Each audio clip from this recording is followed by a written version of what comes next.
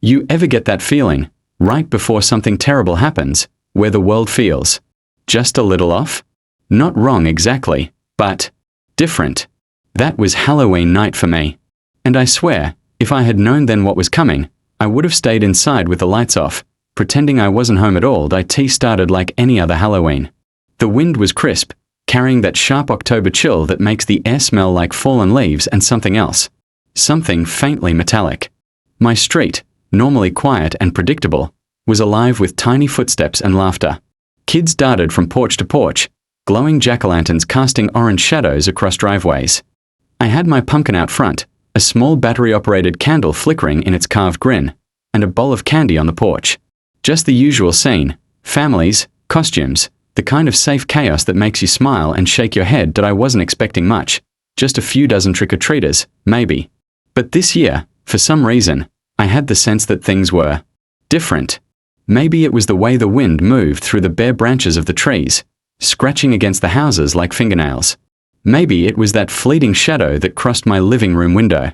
So quick I almost thought it was a trick of the light. I opened the door for the first kid of the night, a small little vampire. Teeth painted on, cape flapping in the wind. Trick or treat. The kid shouted, voice high and earnest. I handed over candy, smiled, and said, Happy Halloween. Nothing unusual there, and then, I saw them. At first, I thought it was just another kid, a latecomer, maybe. But there was something unsettling about this one. They weren't running, weren't laughing. Just standing there on the sidewalk, costume dark and nondescript, almost ragged in a way that didn't make sense for Halloween. Their hands hung loosely at their sides, and when they spoke, that's when I realized something was wrong. Trick or treat, they said, the voice. It wasn't childlike. Not even close. There was a depth to it, a tone that made your stomach tighten without warning. It sounded old. Too old to belong to anyone small enough to be knocking on my door in a Halloween costume. And yet, when I looked, the figure was small. A child's size, maybe. But not quite. Everything was slightly off. Their movements were fluid, almost too deliberate, like a puppet controlled by invisible strings. I laughed nervously. Right. Trick or treat. I reached for the candy. But the moment my hand touched the bowl, the figure tilted their head slightly, just enough to make the hair hang over their face, and whispered something I didn't quite catch. The wind carried the words away, but it felt like they'd slipped into my mind, like a cold finger tracing along my spine. I forced a smile. Nice costume. They didn't respond. They just stared. Those eyes, or what I could see of them under the mask, were too dark, too knowing. The kind of stare that makes you suddenly aware of every creak in the floorboards, every shadow in the corners of your home. I handed over a piece of candy. The figure took it slowly, deliberately, then walked away. Or maybe glided. It's hard to explain. The way they moved wasn't natural.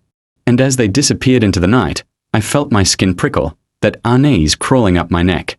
I told myself I was overreacting. I was alone in my house, surrounded by ordinary things. A tree branch tapping the window, a loose shutter banging in the wind. Nothing more, but then I heard it, the sound of small footsteps crunching along the sidewalk. And when I looked back, I realized the figure hadn't gone. They were standing at the next house, silent, watching, waiting. I froze. And no child could move like that. No child would appear at multiple houses so quickly. No child would have that presence, and in that moment, a single thought hammered through my mind. Tonight wasn't going to be normal. I thought I was imagining things. I kept telling myself that. But every time I glanced down the street, that figure was there. Not moving like the other kids, who ran and laughed and shouted, but just standing, waiting, watching. I told myself maybe it was someone's older kid, trying to be funny with an exaggerated costume. Maybe it was a prank. But there was something wrong. Something that made my throat tighten and my heartbeat echo in my ears. It was around 8:30 when I saw them again. They approached my house slowly, step by step, not running, not hurrying, just gliding. And this time, they were closer. Close enough that I could see more details, or at least, more than I wanted to. The costume looked handmade, a patchwork of faded fabrics stitched together in uneven patterns. The mask. I still remember it. Not the kind you buy in a store. Not a pumpkin or a witch or a skeleton. It was pale, too smooth, like porcelain, with dark, hollow eyes that seemed to stare right through me. Not into my eyes, but past them, into some place I didn't want anyone, or anything, to see. That I stepped forward, a little nervous, a little stupid. "Hey, do you want some candy?" They nodded. Slowly. So slowly that it felt deliberate. And when they spoke, I swear, it wasn't a child's voice. It was smooth, low, and just a touch melodic, like they were teasing the air itself. "Thank you," they said. That I swallowed hard. That voice. It carried a weight, an age, an awareness that no child could have. It made the hair on my arms stand on end. That I handed them a candy bar. Their hands, small, yes, like a child's, but too delicate, too graceful, took it. And then, the thing that made my stomach drop, they tilted their head and studied me. Just studied me. And in that moment, I felt like the one being observed, like I was some strange creature under their microscope. "Do you like Halloween?" they asked, tilting their head further. I laughed nervously. Yeah, I do. Don't you?" They didn't answer at first. Just stared. Then, finally, a slow, deliberate nod. "It's fun. But sometimes the fun is just the beginning." And that was it. The words were so casually delivered, but they carried something else beneath them. Something dark, heavy, almost threatening. That I forced another laugh, trying to hide the creeping panic in my chest. "Right. The beginning of the night, I guess." They nodded again, then turned and walked, or glided, down the sidewalk. Not fast, not slow, just unnaturally smooth. And as they disappeared around the corner, I thought I'd finally seen the last of them. But I was wrong. By the time I turned back toward my porch, my neighbor's lights flicked on. Across the street, I saw my neighbor, old Mr. Hayes, handing candy to kids who were laughing and shouting. And then I noticed. The figure, they were there. Standing perfectly still, staring at me from the edge of the sidewalk, eyes fixed on mine. Impossible. They had just been down the street, at my door, and now, they were here. Watching. Waiting. I rubbed my eyes. Maybe I was tired. Maybe it was the Halloween sugar rush from handing out candy. Maybe I'd imagined it. But no. They hadn't moved like other kids. Their presence stretched the air, made it heavy, made my chest tighten. I wanted to call out, ask them to leave, tell them to go home, but something froze my voice. I couldn't move. Couldn't look away. Just stared. And in the dim light of the street lamp, I saw a detail that made my stomach drop into my shoes. The figure was smiling. Not the innocent smile of a child enjoying Halloween, but a slow, deliberate smile that seemed too knowing. Like they were aware of everything, like they were planning something I wasn't part of. Then they turned. Not quickly, not like a normal person would, but in a fluid, almost unnatural motion, and walked toward the next house. And just like that, they were gone. I wanted to laugh it off. I tried. It's Halloween. Weird stuff happens, I muttered to myself. But deep down, I knew it wasn't that simple, because something about the way they moved, the way they spoke, the way they looked at me, it wasn't human. And I wasn't going to be able to ignore it. That night, I learned something important. Halloween isn't just about costumes or candy or harmless scares. Sometimes, it's about watching, waiting, and sometimes, the thing at your door isn't a kid at all. ***. I tried to shake it off. I really did. I told myself it was just Halloween excitement, that I was overreacting, that maybe I had imagined the whole thing.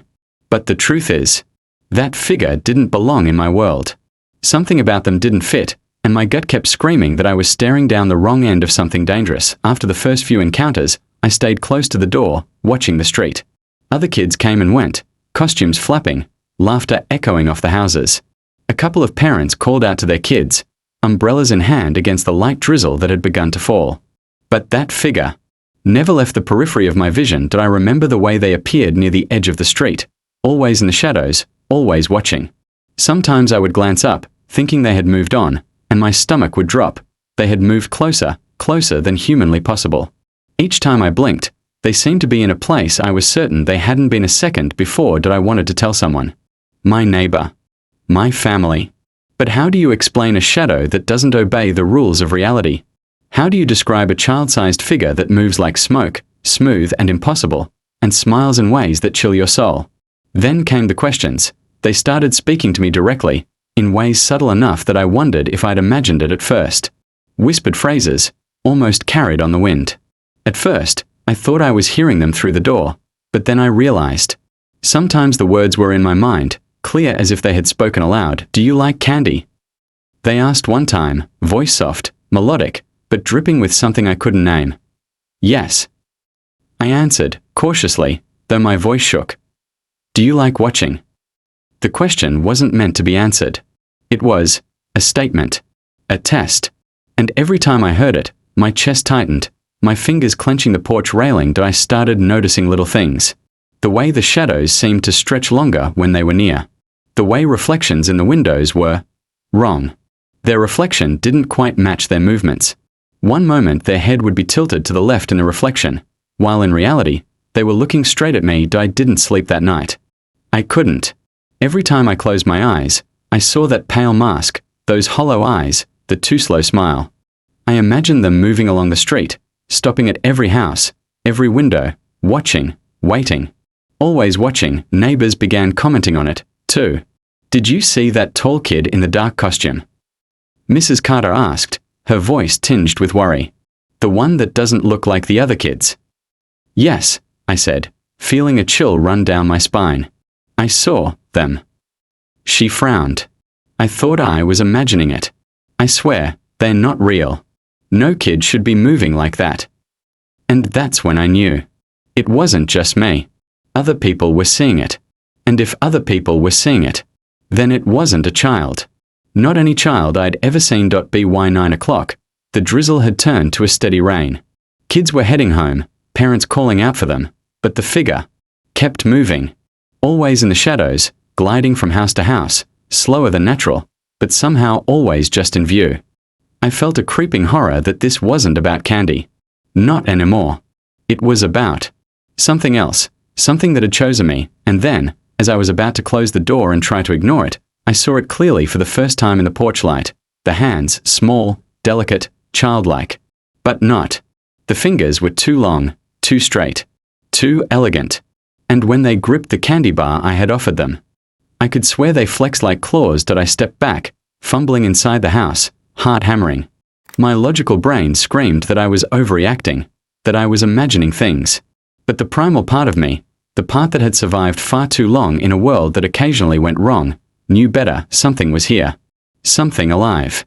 Something that didn't belong, and it wasn't going to leave. After that night, I couldn't just sit there. I needed answers. I had to understand what I'd seen, what I was still seeing. The logical part of me, the part one liked to think of as smart and grounded, kept saying, it's just a kid, probably some weird costume, maybe a prankster. But the gut-deep part of me, the one that felt cold and tense and terrified every time I looked at that shadowy figure, knew better. I started keeping notes.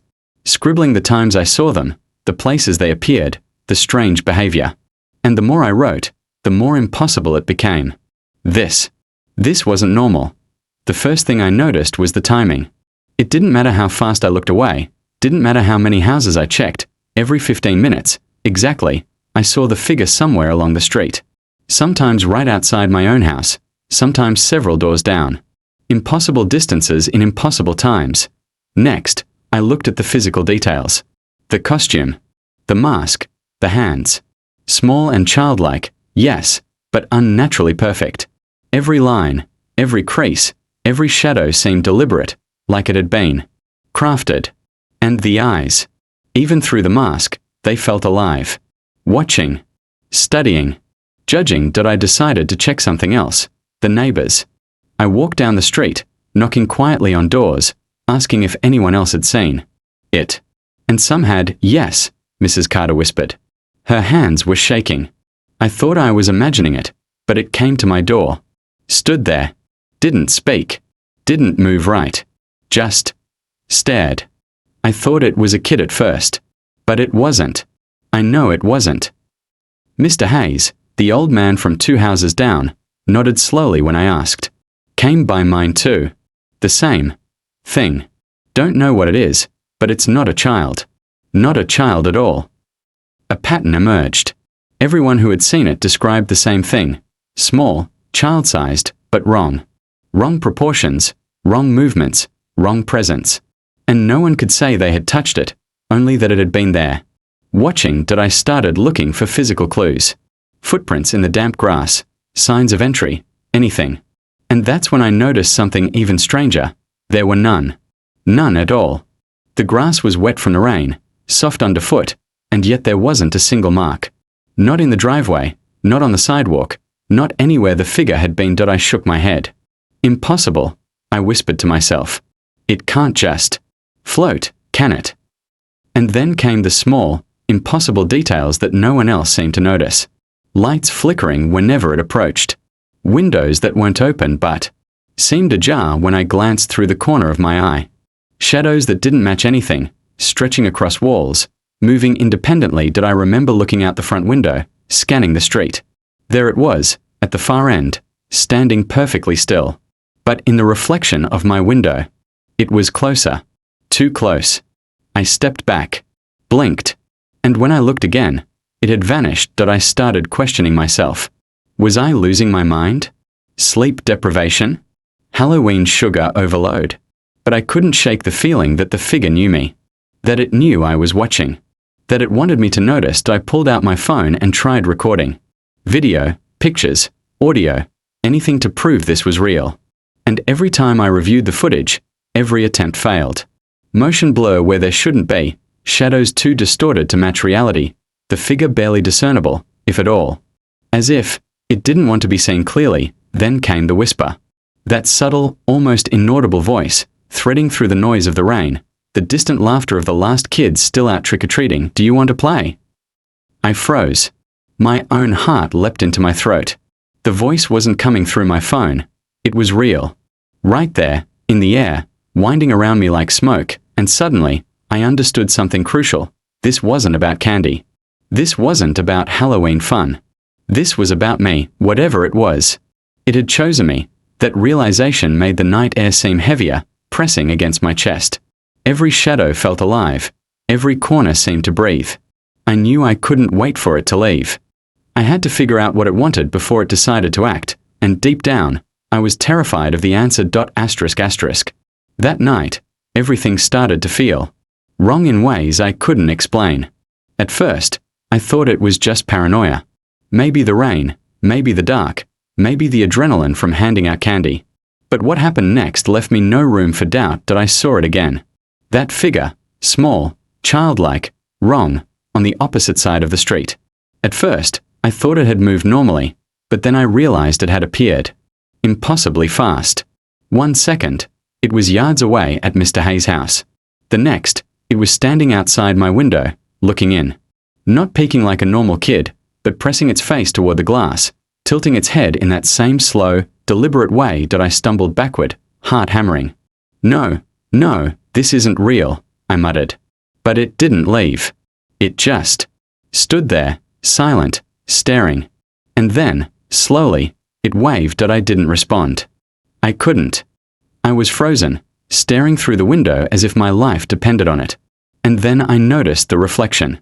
The thing in the window reflection wasn't moving quite right. Its head would tilt at a different angle than the real one. Its hands flexing in ways my mind could not comprehend. I grabbed my coat and ran outside, intending to confront it, to see what the hell I was dealing with. And that's when the first real shock hit me. It was already at the next house. No way. Impossible. My feet were still damp from the porch steps, still trembling, but it had moved faster than any child could run. It wasn't walking. It was gliding, effortless, smooth, unnatural. I called out, "Hey, wait." It didn't answer. Not in words, but I could feel it responding. I could feel the awareness of it, the intelligence in that small, wrong body. It was studying me, testing me. And then, like a shadow melting into the night, it disappeared. I didn't know what to do. I ran from porch to porch, checking the other houses, peering into windows, and every time, it had already been there. Or was there. Or had moved impossibly. My rational brain screamed that it was insane, that there was some logical explanation, but my gut told me there wasn't one. And then I saw it again, closer this time. Standing under a street lamp at the end of the block. Its mask glinted in the rain, those hollow eyes catching the faint light. I froze. Every instinct screamed at me to run, hide, lock my doors, but I couldn't. My legs felt rooted to the spot. Something else was wrong too. The air felt heavier. The rain seemed to fall slower around it, almost bending away. Shadows stretched unnaturally, twisting along the sidewalk in ways no natural light should allow. And that smile, the slow, deliberate smile that made my teeth ache with fear, was wider than I remembered. Did I finally manage to speak? My voice trembling, barely audible. What? What are you? No answer. Just that impossible stare, that unnerving calm.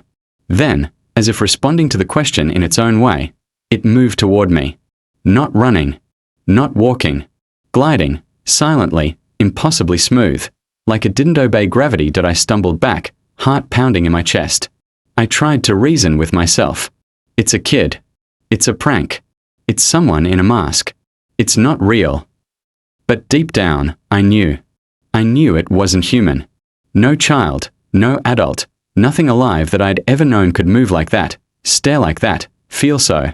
Aware, and then I noticed something I hadn't seen before, the footprints. Not on the wet pavement, not in the mud. They weren't there. But the grass beneath my feet, where it had stood, was scorched, blackened, faintly steaming, like someone, or something, had touched it with invisible fire. I stepped back in horror. My mind screamed. My instincts screamed louder. Whatever this thing was, it wasn't a kid. And it wasn't here for candy. It was here for me, and I suddenly understood. I was part of its game. Part of whatever this creature did. The realization was a cold, sinking weight. It didn't just want to watch. It wanted to engage. To toy. And I was the prey. I ran back inside, slamming the door behind me, locking it, pressing my body against it. I could hear the faintest sound, a soft tap at the window, a whisper in the wind, a slow, deliberate scrape along the siding, and in that moment, I knew the night wasn't over, not by a long shot. I couldn't stay hidden forever. I knew that. The longer I sat behind the locked door, heart hammering, the more I realized that whatever this was, it wasn't bound by ordinary rules. It could wait. It could linger. And I was trapped. So I did something I almost instantly regretted. I opened the door. The rain had stopped, leaving the street slick and reflective under the dim light of the street lamps. And there it was, standing in the middle of the sidewalk, impossibly still, impossibly perfect. The costume was dark, the mask pale, the eyes hollow. But it smiled. That same deliberate, knowing smile, like it had been expecting me all along. Why are you here? I demanded, my voice stronger than I felt. My hand shook as I gripped the doorframe, knuckles white. The figure tilted its head. I came to play. Play? I echoed, disbelief and terror warring in my chest. I don't understand. You're just a kid, right? A soft laugh, quiet, chilling, rolled through the air. Not a child's laugh. Low, smooth, filled with something. Malice. Amusement. It was impossible to place. I am what you want to see, it said, voice eerily melodic. A child. Safe. Innocent. But I am not that. Not really. I froze. My rational mind tried to catch up, tried to make sense of the impossible words. Then, what are you? The figure took a step closer, or maybe it didn't. Time seemed wrong around it. The air grew heavier, colder. Shadows twisted around its body, stretching unnaturally across the street, moving in ways that defied physics. And yet it was small, childlike, gliding rather than walking. I am the night, it whispered. I am the fun you think is harmless. I am the shadow behind the laughter, the chill beneath the pumpkin smile. My stomach churned.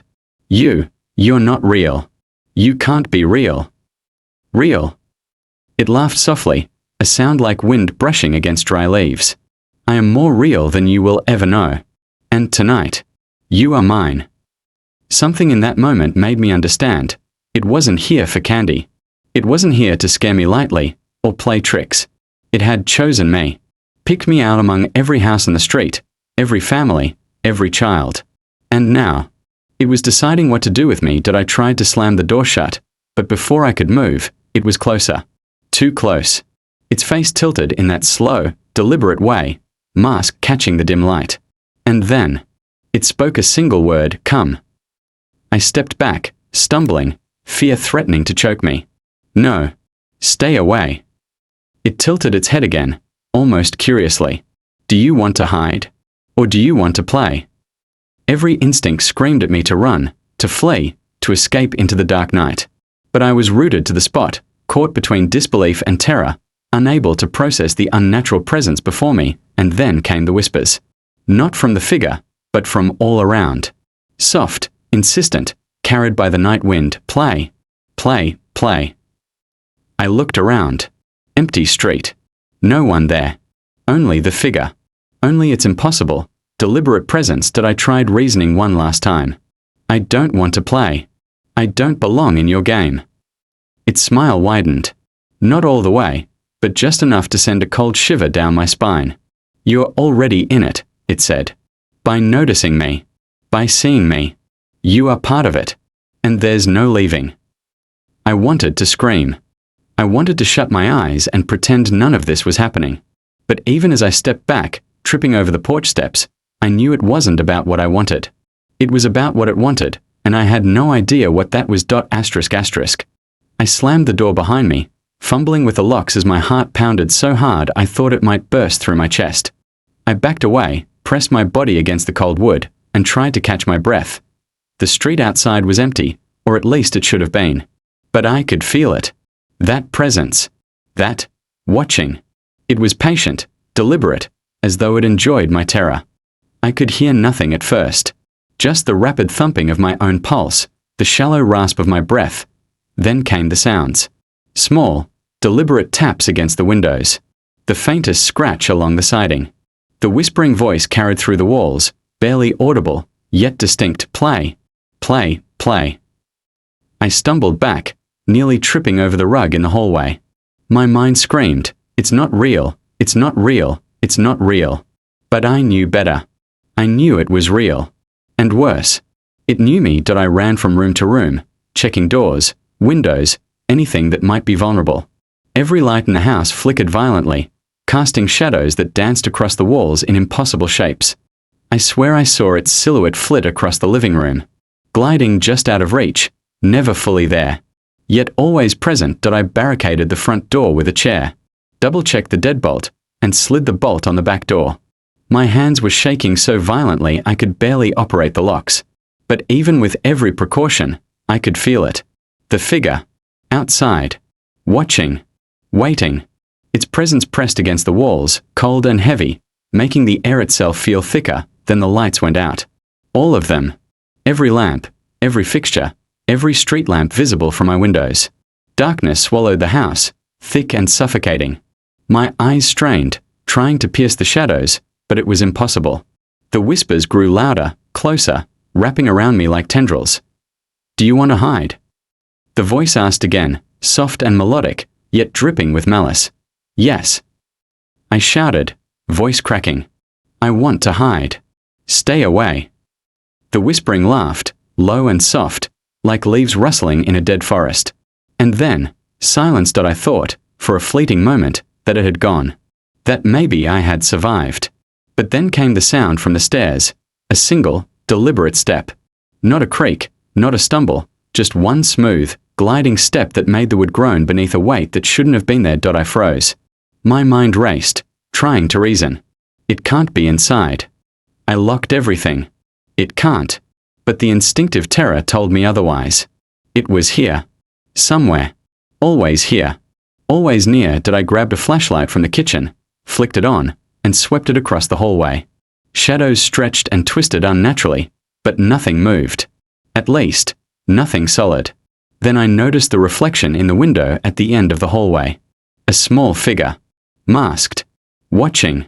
Its head tilted slowly, deliberately, the same impossible motion I had seen earlier. I ran, nearly tripping, as it followed. Or maybe it didn't. Maybe it glided. Maybe it simply appeared where it wanted. I couldn't tell. Every corner I turned, every door I closed, every window I covered, it was still there. The whispers grew again, threading through my skull. Play. Play. Play. It's so much more fun when you don't run. I reached the basement door. Desperate. I thought maybe I could hide down there, lock it, barricade it. But as I turned the handle, I froze. The handle was warm. Too warm. As if someone had touched it just moments ago. And then the whisper, directly in my ear, though no one was there, "Don't hide. Come." I stumbled backward, falling to the floor, gasping. I didn't know what to do. Every instinct screamed to run, but there was nowhere left to go. It had the whole night, the whole street, the whole house. And I was trapped, and in that suffocating, stifling dark, I realized the worst truth of all. I wasn't the predator. I wasn't the observer. I was the prey, and whatever this was, it was patient. I don't know how long I sat there in the dark, huddled against the wall, praying for something, anything, to make sense. The whispers had stopped for a moment, but that silence was worse. It wasn't calm. It was waiting, and then I remembered something. A story my neighbor Mrs. Carter had told me years ago, something I hadn't paid attention to at the time. About a child, or someone pretending to be a child, who had gone from house to house decades ago. Disappeared. Vanished without a trace. Some claimed the family moved away. Others whispered darker things. That story had always been buried under the safe, cheerful memory of Halloween. Until tonight did I realize something. This figure wasn't a child. Not really. Not in any sense that made sense in our world. It was a predator. A shapeshifter. Something that wore the skin of innocence to draw people out, to toy with them, to consume them in some way I didn't fully understand, and then, the mask shifted slightly, or maybe it was the face behind it, something alive beneath the porcelain perfection. I caught a flash in the corner of my eye, a glimmer of something too old, too intelligent, too malevolent for a child. "You know now," it whispered. The voice wasn't coming from the shadows this time. It came from inside my head, clear as day. "You see me. You understand. You remember.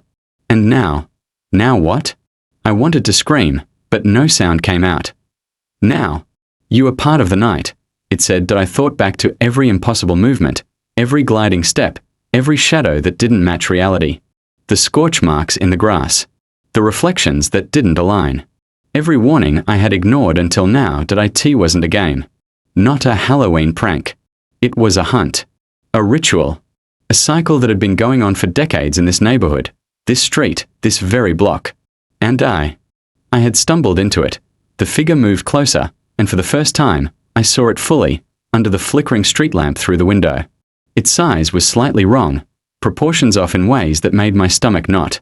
The hands were too long, the fingers curling in ways no human could manage. The mask, no longer perfect, revealing glimpses of something underneath. A grin that wasn't human. Eyes that reflected centuries of knowing. "You've been chosen," it said. "You notice me. You remember the past. And you cannot leave. The night does not forgive." I wanted to run. I wanted to escape. But the realization hit me like ice water. It didn't matter. No matter how far I went, no matter how fast I ran, no matter what doors or windows I locked, it would find me. It had always found its prey. And tonight, I was the prey. I remembered the whispers in the wind, the taps at the windows, the impossible appearances from one place to another. Every child-sized silhouette in the shadows of the neighborhood could have been this. Every forgotten story about missing children, vanished families, strange occurrences on Halloween. All pieces of the same pattern. It wasn't here for candy. It wasn't here for fun. It was here for sustenance. For attention. For fear. For life. And as I realized this, I understood the cruelest truth of all. This wasn't just a haunting. This wasn't just a monster. It was a predator that used Halloween, used children, used the traditions of the night to camouflage itself. To survive, I wanted to fight. I wanted to scream. But deep down, I knew it was already inside me, inside my mind. Watching, waiting, knowing, the last thing I saw before it glided into the shadows, toward the street, toward the houses, toward the rest of its night, was that slow, deliberate smile. The kind of smile that promises horrors you cannot even imagine, and I knew. This wasn't over. Not for me. Not for the neighborhood. Not for anyone who thought Halloween was safe. I couldn't just sit there anymore. Hiding, hoping it would leave, hoping the night would pass. It wasn't an option. I had to do something. I had to fight. Somehow I grabbed whatever I could, kitchen knives, a flashlight, even a broom, and prepared myself. My hands shook violently. My heart hammered like a drum inside my chest. I knew it wasn't a child. I knew it wasn't human. But I also knew one thing. It could be stopped, at least for a moment, if I forced it to confront me. I opened the door again. The night greeted me with the same eerie stillness. Rain-slick streets reflected the dim glow of the street lamps, shadows twisting unnaturally along the sidewalks. And there it was, waiting, watching, smiling that impossible, knowing smile. "You're persistent," it said, voice smooth, melodic, deadly. I'm not going to let you take me," I shouted. Though the words trembled, it tilted its head, just slightly, and stepped, or glided, closer. The shadows around it twisted unnaturally, stretching across the street like living tendrils. I shivered as a cold wind, unnatural, heavy, swept past me, carrying with it a whisper, "Play, play, play." I lunged forward, swinging the broom in a desperate arc. It passed through nothing but air. Or maybe it passed through something that felt wrong. The figure didn't even flinch. It just smiled wider. "You're braver than most," it said. "But bravery doesn't save you." I realized I couldn't fight it physically. I had to fight it with my mind, with my instincts, with wit. I backed toward my porch, flashing the flashlight in its direction, hoping the sudden light might disrupt it. Shadows leapt violently across the street, writhing like snakes. And for a moment, it recoiled, just slightly, as if disturbed by the brightness. I bolted inside, slamming the door and turning all the lights on. Every lamp, every bulb, every flickering candle. The house was filled with sudden brightness. And in that light, I saw it, at the window. Always at the window. Watching. Smiling. Silent. Patient. I remembered the stories. The stories of how light, reflection, and presence could repel it, if only for moments. I grabbed mirrors from around the house, placing them strategically in hallways, reflecting light into every dark corner. I could feel it hesitating, as if the reflections confused it, made it uncertain. "Stay out." I shouted, my voice echoing through the house. "I know what you are." It tilted its head, curious, studying me through the glass, through the reflections. And for the first time, I thought I saw hesitation, just a fraction. Not fear, not retreat, but a pause. I didn't waste the moment. I grabbed my phone, recorded, shouted, waved lights, made noise, anything to assert my presence, my awareness, my defiance. And then, slowly, impossibly slowly, it backed away. Not entirely gone, just retreating into the shadows. The whispers faded. The chill lifted slightly. I slumped against the door, exhausted, drenched in sweat and fear. I didn't know if I had won or survived. I didn't know if it would come back tomorrow, or next Halloween. But for that moment, I was safe. And I realized something else. This creature, it thrived on fear, yes. But it also thrived on being ignored. On being underestimated. Tonight, my defiance, my awareness, my sheer determination, it had delayed it. Given me a reprieve. But I knew it wasn't gone. Not truly. The night stretched on, silent now, heavy with lingering dread. And I understood that Halloween would never be the same. Every shadow, every masked child, every flicker of light would carry its memory. Its presence. Its threat. The rest of the night passed in silence. I didn't hear footsteps, didn't hear whispers, didn't see shadows stretch unnaturally along the walls. But even in the quiet, I couldn't shake it. I knew it hadn't truly gone. It never goes completely. It waits. Patient. Eternal. I spent the next few hours pacing, checking locks, scanning the darkened street through every window, making sure nothing, no movement, no shadow, was out of place. My mind replayed the events over and over, the gliding steps, the scorched grass, the impossible reflections, that slow, knowing smile. I tried to rationalize it. Sleep deprivation, Halloween adrenaline, imagination. Maybe it had been a hallucination. Maybe I'd been overtired. Maybe. But deep down, I knew better. Every instinct, every nerve, every chilling memory told me it was real. And it had noticed me. Chosen me. Remembered me. The next morning, I walked the street, pretending everything was normal. Children played with leftover candy. Neighbors chatted casually about the night. But I noticed the oddities, the minor details I hadn't before. Scorched marks in the grass at the edges of yards. Faint shadows that didn't belong. Windows ajar when they shouldn't be. It had been there. Even in the daylight, I could feel its presence lingering. Watching. Waiting that I told myself I would never ignore it again. Never underestimate it. And that was when I realized the cruelest truth. It doesn't need to chase you. It only needs to be remembered. Noticing it, acknowledging it, was enough to draw it into your life. And once it's drawn, you're never truly free. Years passed, or at least, I think they did. Halloween became different. I stopped handing out candy. I stopped answering the door. I stopped going out at night. But every year, when the wind picks up, when the leaves rustle just right, when shadows stretch long across the street, I feel it. That same slow, deliberate presence. And I know. It hasn't forgotten, and here's the final, terrifying thought. It doesn't need to be a child. It doesn't need a mask. It can take any form, any guise, any shape it desires. And the next time Halloween comes around, maybe it's not just my street. Maybe it's yours, because the night remembers. The night waits, and the figure. It always comes back. Play. Again. Asterisk asterisk, that's all for today, folks. If you haven't already, be sure to hit that subscribe button and ring the notification bell so you never miss an upload. Let me know in the comments what you thought of this video. Thanks for watching, and I'll see you in the next one. Bye. Asterisk asterisk.